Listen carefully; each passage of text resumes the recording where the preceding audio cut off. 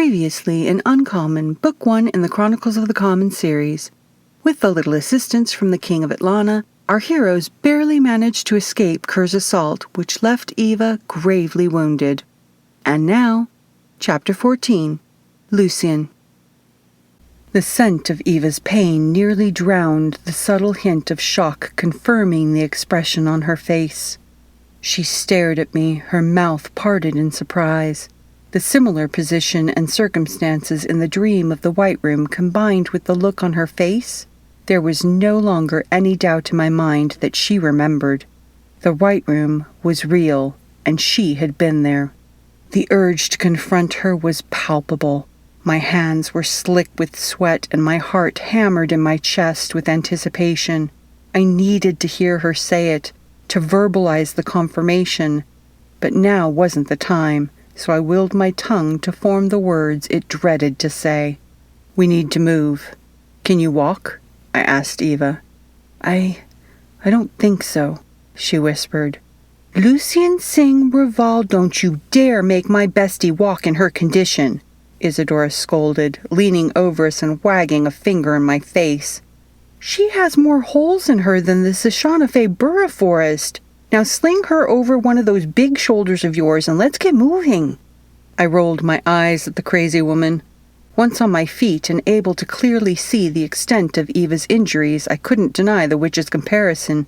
Eva's flimsy skirt was torn and plastered to her skin by rivers of blood, seeping from numerous holes and claw marks running down her legs. "Find a ship," I told Kai, then gently lifted Eva back onto my shoulder. Careful to avoid gripping the back of her injured legs, I was left with few options but her ass. "About that," Kai replied. "I'm still assessing our current predicament." Eva made a small whimper as I adjusted her on my shoulder and held her in place, but that was the only noise in the entire shuttle bay. Kerr's angry tirade was now also silent. I glanced back to where Kerr glowered through the glass and frantically toiled with the access panel while trying to release the hatch. Farther down the hall ran a squad of escort guards. Kerr's backup was on the way, which meant we needed to move, fast. "Kerr will have that door open in minutes. We need to go," I shouted into Kai's head. I paused mid-turn to see what had my brother frozen in consideration. During our little struggle at the hatch, the entire shuttle bay had stopped everything to stare and watch. Dozens of Naraki mechanics, pilots, and flight crew stood silent and still. They stared at us. We stared back. None of us sure what to do next. "Find a shuttle," I ordered, pulling one of the blasters at my hip and handing it to Eva, whose blaster was now lost in the hall with Kerr, then pulling the other for myself. Kai walked towards the nearest small shuttle, blaster raised and alert. Mechanics moved out of the way and slowly the bay workers resumed their duties, albeit far more quietly and cautiously than normal. I followed Kai, keeping my senses tuned to our surroundings, a task made difficult by the little witch with heavy breathing and clumsy feet taking up the rear. Isadora grunted and chastised anyone who came too close to our procession and nearly shot a mechanic who had the misfortune to drop a tool. Kai made a quick inspection of the nearest shuttle exterior, then reached to open the passenger hatch. "That one's liable to blow you up before you leave the shuttle bay," said a grimy mechanic as he wheeled out from underneath the neighboring craft. The red-headed man stood and wiped his grease-stained hands on what were once red coveralls, now blackened from hard use. "Fuel line's been busted for a few weeks. Just finished with this one here. Grav generator is slow, but the ship is fast." He looked over our group and grinned. "I suspect speed might come in handy wherever you're going." "Why would you help us?" Eva asked, twisting around to get a glimpse of the rebellious mechanic. The move shoved her rear into the side of my face, and it took every bit of willpower not to sink my teeth into the woman's ass. "King doesn't pay me enough to get blown up in my own shuttle bay," the mechanic replied with a sneer. The man's red hair spoke to a less self-serving motive. The mechanic was obviously part Naraki, and his pure black eyes were unmistakably demon, but the hair was Agnea. Hada hybrids came in all varieties, but a Naraki and Agnea hybrid was one of the most rare. "He's part Agnea," The angel," Isadora whispered to Eva. "Ah," Eva replied confidently, but her scent suggested she was confused and frustrated. Kai dropped his fangs and menacingly stalked the man. My brother had never been one to overuse his Raka gifts for intimidation, typically preferring more suave manipulations. His actions further proved he was not the man he used to be. The mechanic stood his ground and lowered his eyes, his heart rate steady and calm. "Boy, if you're hungry, there's a tasty Andrani siren 2 shuttles down," the man casually stated. Isadora gasped. "All right, let's get moving." She marched to Kai's side and tugged on his sleeve. "Come on, Taizeka, there's no sense in you humiliating yourself yet again." He scented his truth. "We don't have time for you to toy with him," I said to Kai. Without waiting to see if they followed, I headed for the new shuttle and quickly opened the passenger hatch. Ducking so as not to knock Eva's head on the hull, I quickly entered the small shuttle and laid Eva face down on one of the 2 long benches flanking the narrow aisle leading to an open cockpit with a single pilot seat. Long windows extended down the sides of the ship above each bench, and there was storage above and below the seating, but otherwise the ship boasted few amenities. The shuttle was designed to ferry passengers around the station and was good for little else. It appeared to have aftermarket weapons added for limited defense, which wasn't ideal, but we didn't have time to find a speeder. "Wait here," I told Eva, then proceeded to the cockpit to start flight preparations. "Sure, this looks like a good place to bleed. It's not like I can go anywhere," she mumbled. Isadora and Kai entered the shuttle arguing over sirens and my brother's ill attempts to bed the species. "Isadora, find a med kit and treat Eva. Kai, close the hatch and prepare for launch," I ordered with more growl than intended. The beast was riding far too close to the surface. I had been on edge ever since Kerr appeared and paid far too much attention to Eva. Then she ran directly into a Naraki guard. Finally, she was nearly taken by Kerr and left shredded and bleeding from the experience. It had been centuries since the beast was triggered by bloodshed, but the scent of her blood was driving the animal in me crazy. I had been back in the common for one solitary day, and already my patience was at a breaking point. If not my brother, then this woman was going to get me killed. Kai stormed down the aisle, shoved me out of the way, and claimed the pilot seat. I took a seat on the opposite bench to Isadora, who had already managed to find a med kit and heal Eva's leg wounds. Eva stood from the bench, twisting and turning to get a look at her healed legs. "We could make a fortune with that stuff on Earth," she mumbled. "Probably," Isadora said with a giggle, then batted at Eva's hands and smoothed down her skirt. "Ixnay the atute ashing flay. Cover your, bum." I had no idea what language the little witch was speaking, but it appeared to be Prithvi. I suddenly wished I had spent more time studying the forbidden system. Eva quickly glanced my way, then smoothed her blood-soaked skirts over her legs. She attempted to sit on the bench, without much success. I watched in amusement as she tried to get comfortable on the seat, but the bag strapped to her back forced her to sit on the edge of the narrow bench. Isadora giggled at her friend's predicament, her slightly smaller frame posing no problem for the seat. The shuttle lifted from the ground, and the abrupt movement caused Eva to slip from the front of the bench. I had the intense urge to reach out and help her, but her struggle was so determined I suspected she wouldn't welcome the aid. Quickly pushing herself back onto the bench, she turned sideways to sit facing Isadora. Kai guided the ship slowly through the shuttle bay, and the women watched the mechanic crews shuffle from one ship to another, finally resuming their normal behavior now that we were out of their domain. At the end of the cavernous bay, we swiftly passed through the containment shield and exited the station. "This will never get old," Eva whispered. We passed the Naraki ring structure packed with ships and large cargo containers covering its hull. Our shuttle made a wide turn to reveal the station's full length, and the women's jaws dropped in awe. I tried to imagine what the new site must look like to them. Over a dozen other ring structures spiraled around a central tube.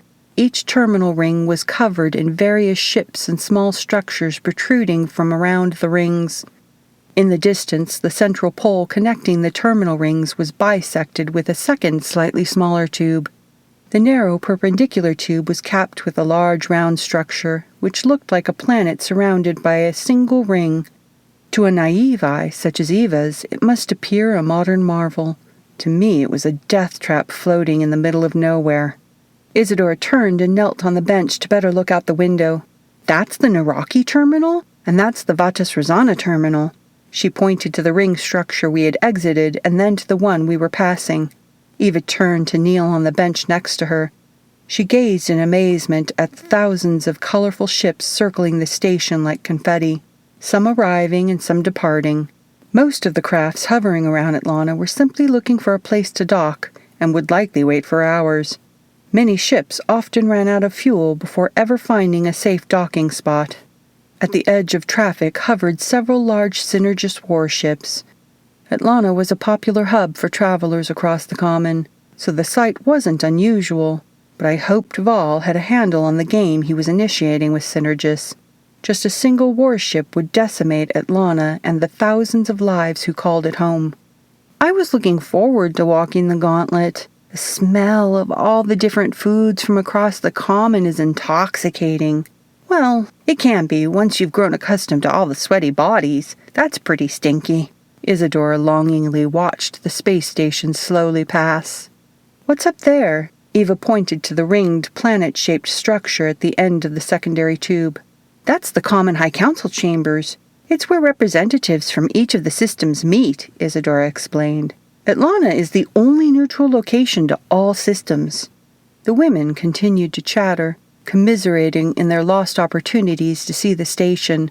It was both intriguing and confounding to listen to their childlike interest in something I found so mundane. "He's going to cause an accident," Eva suddenly said, her voice rising in panic.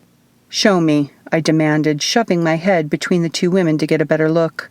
"What?" Izzy asked, attempting to push me out of the way to get a better look herself. "Should we be worried about that?" Eva asked, pointing to a small blue ship darting through and around the chaotic traffic, narrowly avoiding several larger crafts. The ship continued its erratic movement as the vessel sped in our direction. Then the ship fired. "Kriho," I spat. "Kai, we have incoming evasive maneuvers." "I know how to fly, brother," Kai shouted. "Strap in." I returned to my bench and fastened the buckles over my lap and shoulders. Isadora quickly followed orders and began to buckle into her seat as well. However, Eva was staring at her friend's wrist intently. Then she checked the bracelet on her own wrist. Our shuttle dipped to avoid a small yellow speeder, causing Eva to wobble on her feet. Gripping the window ledge for support, she pulled the bracelet from her wrist, exchanging it with Isadora's, then started to work her way out of the bag at her back. "Put this shield cuff back on," Isadora demanded. "Are you rejecting my friendship bracelet?" Eva asked in mock offense. "Of course not. Wait. Yes. No, I don't know." A confused look crossed Isadora's face. "You tricksy little hotta." I had no idea what the two women were arguing about, but the fact that Eva was taking so long to buckle in was fraying my already tattered nerves. "Sit down," I growled. I reached out to try and rip the bag off Eva's back and push her into the seat, just as she also managed to extract her other arm from the heavy bag and pull the duffel off her back. The pack caught in her hair, snapping the band containing her long tail. "Damn it!" Eva shouted. "Buckle in," I growled, frustrated with the blasted woman's delays. I snatched the bag from her hands and dropped the irritating load to the floor. The shuttle banked a sharp turn, and Eva was swiftly thrown off her feet, the motion tossing her directly into my lap. Without thinking, I wrapped my arms around her waist. If the woman couldn't get into a belt quickly, it looked as though I would have to be one for her. Kai twisted our shuttle in the opposite direction, sending her limbs and hair to dangle in the air as I held her back to my chest. When we finally righted, Eva and I were wrapped in a mound of our combined hair, and we began to dig through the tangled mess to extract ourselves. Isadora burst into a fit of laughter. "You two are going to make terrible bed partners with all that hair." Eva and I both froze to stare at the crazy woman. "It's going to be under elbows and knees, and you'll never get any." A sudden blast hit the side of the shuttle. The ship jolted to the left, and a metallic scream sounded from the top of the craft. Sparks erupted from the ceiling, and a metal chunk of the interior hull fell from overhead to bounce off Isadora's body, landing across Eva's legs. The shuttle gave another jolt, and the panel slid from her lap toward the rear of the shuttle. I heard a rip, then a scream tore from Eva's mouth. My heart stopped at her agonized cry. My arms momentarily constricted around her waist before coming back to my senses. "Isadora, pass me the flesh fix. Eva, I'm going to pull you onto my lap so I can see the wound," I said. "Mother effing son of a bitch, this hurts like the devil," Eva blurted. We're out of flesh fix," Isadora quietly stated. "Of course we are," I groaned. "Why the hell am I the only one who keeps getting hurt?" Eva shouted. "Hey, I was shot," Kai yelled from the cockpit. "Shut up, Taizeka. I was attacked by a klud, but you don't see me bringing that up, do you?" The crazy little witch yelled at my brother, then turned back to Eva, wringing her hands in worry. "I'm so sorry, Eva. Are you okay?" "You just did bring it up," Kai mumbled. "Kai, report," I shouted. "It's just a scratch." Eva winced and tried to adjust her legs. "Nothing to worry about. Are you okay?" "The ship is at 80% power, but all systems are intact," Kai shouted back. "Of course I'm okay. I had your shield cuff, you silly Hada," Isadora said. I gently turned Eva on my lap to rest her feet on the empty bench. Tears once again streamed down her face. Not 5 minutes had passed, and the blasted woman was once again crying and hurt. I vowed that before this day was over, she would be safely locked away in a cell without a single sharp object within a solar system's reach. Breathing out my frustration, I inspected her leg. Through the ripped skirt was a long gash across the width of her thigh. The wound was deep, but thankfully didn't cut to the bone. Still, if we didn't get the bleeding to slow, she might not make it to that safe cell after all. Eva held a hand over the wound. "Heal, heal, heal." "Matri can't heal themselves," Izzy quietly reminded her. "Well, that seems like a big, fat, stupid, idiotic... Mother F, this hurts," Eva complained. "I know you're in pain, bestie, but I can see your, girly parts," Isadora whispered, making a whirling gesture with her finger at Eva's groin. "Want me to do something about that?" "Seriously?" Eva groaned, throwing her hands over her lap to cover herself. "No, I got it." I quickly turned my head to give the woman privacy. Using her single good leg for leverage, she lifted her rear from my lap and reached underneath. She tugged at the back of the short underskirt, groping around my legs. Her hand brushed my cock and we both froze. Sorry," Eva shyly apologized. "Hurry," I said through gritted teeth, trying my best to keep from rising to her attention. "We have 2 more speeders incoming," Kai yelled from the cockpit. "This is going to get bumpy." "Shit," Eva said, quickly tying the 2 ends of her short skirt together to form a crude version of undergarments. "Put your arm through the strap across my chest," I ordered. She looped an arm through the strap, and I wrapped one arm around her side and the other under her knees. The position wasn't optimal. It squeezed her legs together and she scrunched her face in a wince. However, it gave me a good view of the open wound and steady flow of blood running down her thigh. "Got a knife I can borrow?" Eva asked. "Why?" I asked suspiciously. "To cut off my skirt and dress the wound," she replied, glaring at me as though I were an imbecile for not thinking of it myself, which I supposed I was. I pulled a knife from my ankle sheath and handed it to her. She nodded and wiped the tears from her face, then efficiently sliced off the bottom half of the skirt. The blade slipped through the delicate fabric with ease. The shuttle swerved to the right and the severed fabric fell from her fingers. I snatched the material mid-air and handed it back to her. She quickly cut a large square, then placed the folded fabric gently over the wound. It easily stuck to the bloody flesh. The shuttle made a quick dip to the left, pushing her weight against my chest. Her occupied hand instinctively reached for my chest to brace herself, and I barely had a moment to stop her hand before she nearly stabbed me with my own knife. "She is definitely going to be the death of me." "Sorry," she whispered. Once righted again, Eva cut 3 long strips from the remaining fabric and handed the knife back to me. I stashed my blade, relieved we weren't dressing another wound from a careless plunge of the knife. Loosening my grip on her legs, I helped Eva feed the strips of fabric between her legs, then once again tightened my grip, keeping her firmly in place. "Higher. Put the first one above the wound to constrict flow to the leg," I ordered.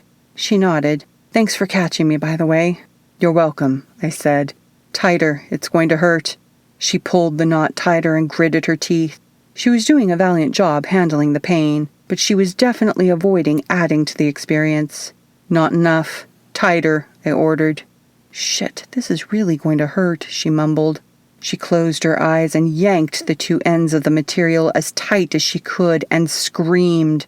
"Lucien Raval, if you're hurting my girl, I'm calling your mother," Isadora yelled. "Good. Tie it now," I instructed, ignoring the crazy clone's accusations. "Is she okay? Tell me she's okay. I swear I'll tell Hallie if she's not okay." "She's fine. For now," I bit out. "Eva is going to bleed out if we don't get to Geminis. What's going on out there?" I asked Kai. He didn't respond. Eva swayed a bit in my arms, but shook her head and quickly knotted the fabric with shaking hands, then proceeded to knot 2 more strips holding the square of fabric over the wound. By the time her leg was completely trussed, she was sweating and shaking in shock. The woman had seen too many wounds and lost too much blood in a short span of time. "That's my smart girl. Isn't she smart, Mino?" Isadora asked the tiny bat stashed between her breasts. "Kai, where are we?" I asked, watching the far end of the station pass outside. "You've already passed Geminis." "I had to lose the 2 other speeders, but I still have Kerr chasing. I'm trying to force him to crash into the station. His pilot is being uncooperative," Kai said. "Now is not the time. The vow, Kai," I reminded him. "Technically, I'm not breaking my vow. He's pursuing us," Kai said. "Get us to Geminis now," I barked. Eva's face was paling further by the minute. "I'm trying," Kai ground out from between clenched teeth. "He's right on our tail, and it won't be easy to lose him." "Oh, try that thing you did over Rocca 12, Isadora suggested, clapping her hands. "And do it fast, because my charge is bleeding all over the King's shuttle. I don't think Vol's gonna like that very much." "Huh, good idea." Kai pushed the shuttle faster. "This shuttle is not built for that, Kai. You'll burn out the stabilizers," I shouted. "I suggest you hold on," Kai announced with a hint of glee in his voice. Creho. I extended the belt from the seat next to us and wrapped it around Eva's ankles. I'm open to a little kink, but is this really the time?" she teased, her voice weary and pained. Isadora giggled from across the aisle. I paused to stare at the woman who had the temerity to choke while bleeding out in my lap, then shook my head and returned to wrapping her ankles. "We'll be upside down, and this ship can't rapidly adjust gravity. I'm going to need both arms." I wrapped my arms around her torso, smashing Eva tightly to my chest. "This is going to be so much fun!" Isadora bounced in her seat. The shuttle sped past ships, swerving erratically. We made a quick turn, and Kai pushed our vessel faster, speeding through one of the terminal rings and weaving between the docked ships. We pulled away from the ring and dove down to dart between 2 large vessels. The shuttle made a tight spiral, shifting the loose metal panel, which eventually wedged itself against the rear hatch. The spin sent Eva's bag tumbling around the shuttle. I snatched the bag from the air and placed it between my feet. "If my tablet is broken, I'm going to kill you for suggesting this," Eva snarled at her friend. "But it will be totally worth it, right?" Isadora giggled, stomping her feet in excitement. "This is so much fun!" We pulled out of a final spiral to fly upside down beneath one of the larger ships. To a novice thrill-seeker, it would have seemed an exhilarating ride, but I could tell from the nauseous expression on Eva's face she wasn't enjoying it half as much as her companion. The shuttle made a slight bounce, thrusting Eva's injured thigh into my arm and eliciting a pained gasp. She bit the side of her thumb and clenched her eyes shut. "Sorry," Kai shouted. "Almost there," I whispered into her ear. A chill went down her spine and she opened her eyes. We stared at each other, our mouths so close I could taste her breath. For a second, everything disappeared. The scent of her pain, the chase, the entire common.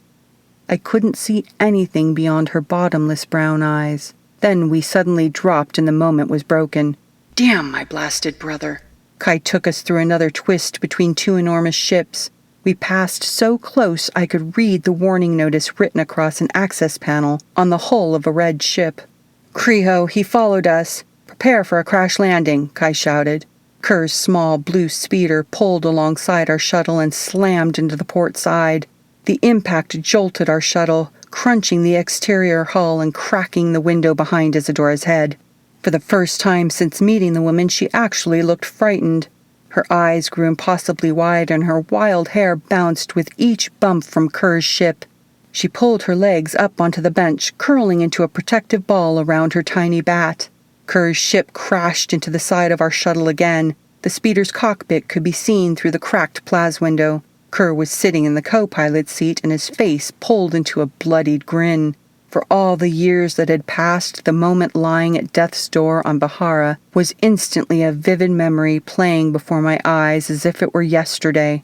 "Hey, Vamp Boy," Eva shouted, breaking the illusion of the horrific day. "Our little clone is about to die. Do something!" Without warning, Kai abruptly stopped the shuttle, tipping our ship up and over the top of Kerr's speeder, then fired. The side of the small blue speeder exploded into a ball of fire, and the ship spun end over end directly into the path of congested traffic. Without waiting to see the final results of his attack, Kai pushed our shuttle back into motion. Our ship flipped end over end, then twisted upright and came to a halt, slamming into the space station. The shuttle teetered and groaned as Kai maneuvered us into position and slowly started to back into the docking clamps attached to the station. Oh my God, that was so much better than Raka 12. Did you see how close we got to that cruiser? I thought we were going to fly right into that first dart, and Kerr was totally seconds away from turning me into canned meat. That was the most exciting thing I've ever done. Let's go again. Isadora cheered and stomped her feet. "Let's not," Eva groaned, dropping her head against my chest. I unwrapped her ankles, then unhooked my harness. The ship jerked to a final stop, and I kicked Eva's bag to Kai. "He might still be alive. We need to move," Kai announced, walking past us and snatching Eva's bag from the deck. Kai leaned over the metal panel and pushed a button to open the hatch. After kicking the loose hull panel out of the way, he jumped out of the shuttle, closely followed by Isadora. I stepped out of the shuttle, holding Eva tightly to my chest. I expected her to complain at the slight jostling from exiting the shuttle, but her head simply lolled against my shoulder. I nudged her head back with my chin to find her eyes closed. "Eva?" I softly asked, bouncing her gently in my arms. She made no response, not even a blink of her eyes or a tightening of her jaw. Moisture slid over my hands, and I twisted her in my arms to find her wound bleeding through the bandage and leaving a trail of blood down my arm and trickling over my legs. "Kai, run," I ordered. "Eva's lost consciousness. We need to get to the portal." Without a word, Kai gripped Isadora's arm and took the lead, running down the narrow, empty passage. We were leaving a trail of blood for Synergist to follow, but there was nothing to be done about that. Turning down a slightly wider passage, we passed a small group of residents who flattened against the wall to let us pass. Kai stopped at the bright red hatch to Geminus and entered the unlock code. He opened the hatch and stood aside. Isadora shoved through the hatch and began running down the hall toward the private entrance to Geminus. Patron stood waiting for us next to the open hatch to the club's sub-level quarters. "We caught the landing on the security feed. Looks like you haven't lost your touch, Taizeka. That was a decent bit of flying." He pulled the cigar from his mouth. "Don't worry, we've doubled the guards and enacted beta security protocols. Good work. We need to portal immediately. Vol's not a problem. We have an understanding," I said, beginning the debrief as we trotted down the short hall to the portal room. "Kerr joined Synergis. He was the one chasing us. Did you happen to see if his ship was destroyed?" "He survived. A Synergis mech ship is retrieving him now," Patron reported, his lip curled with disgust. "Kreho," I spat. I was starting to wonder if that Raka was even capable of dying. "You never saw us, and you definitely never saw the Matri. Wipe the security feeds once we're gone." "Yes, sir. I never saw a thing," Patron confirmed. Kai rushed through the hatch to the portal room and quickly placed his hand on the column activating the portal. Eva was deathly white, and every second the portal took to activate felt like millennia. "I didn't get to see the gauntlet, and now I don't get to see Geminus. This trip sucks," Isadora pouted. You've been off Vatos Rosana for a day. Almost died and made some lovely new enemies. I'd say it was a very productive trip. Kai teased, then stepped through the portal with a grin. Nice to see you, Roni. Oh, you were right. That vampyre bartender is stealing memories from the customers, and he's stolen your memories of catching him twice. He's selling them in Club Cato. Toodles! Isadora wiggled her fingers goodbye and stepped through the portal. Patron stared at me in stunned silence. His Keddy nose worked just as well as mine. He knew the crazy little woman spoke the truth. Don't ask, I said. That little Creho Vap. I knew a memory rocka couldn't be trusted. Patron's face grew red. Fire him, I ordered. Patron nodded and rushed out of the room. I looked to the portal, then down to Eva. Only a handful of days ago I was threatening Ileana for merely thinking of bringing a woman to the bunker. Now here I was, carrying the woman from my dream through a portal to my home. My life had changed so much in the past few days, but only time would tell if it was for the better. I released a sigh and stepped through the portal. Subscribe to continue listening and discover if Eva survived her injuries on Atlana and what's next in store for our heroes. If you liked what you heard, the Uncommon ebook can be purchased at all major retailers for only 99 cents. Thank you for listening.